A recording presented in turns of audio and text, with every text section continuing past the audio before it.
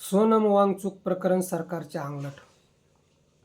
लडाखमधील सामाजिक कार्यकर्ते सोनम वांगचूक यांना राष्ट्रीय सुरक्षा कायद्याखाली अटक करून सरकारने आपलेच पितळ उघडे पाडले आहे. सरकारचे चष्मे, लोकांचे चष्मे व न्यायालयाचे चष्मे यात फरक असल्याचे या प्रकरणातून समोर आले.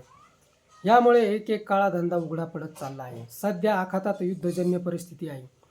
अफवांनी लोक घरदारं सोडून गॅससाठी दुकानासमोर रात्र काढत आहेत.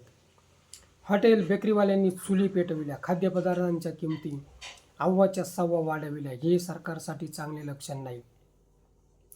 मंत्री, संत्री, चेले, चपाटे मात्र भर उन्हाळ्यात लाल गालीचे उडून बसले आहेत. सोनम वांगचूक यांनी 170 दिवस जोधपूर तुरुंगात काढले.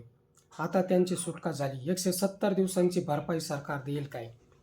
सरकार बेभरोशीच चालू असल्याचे या प्रकरणातून दिसते आहे. एक प्रकारे वांगचूक यांनी सरकारचीच हजेरी घेतल्याचे समोर आले आहे.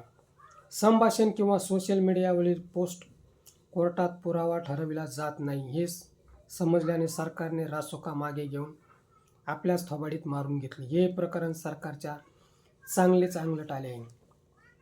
सरकारने लोकांचे मायबाप म्हणून काम करायला हवे. सरकार जर लोकांना तुरुंगात खडी फोडवायला पाठवत असेल तर त्या सर्व सरकारवर भरोसा ठेवायचा कसा? मित्रो, हा व्हिडिओ कसा वाटला ते कमेंट बॉक्समध्ये सांगा व ॲक्शन मराठी चॅनलला सबस्क्राईब करा.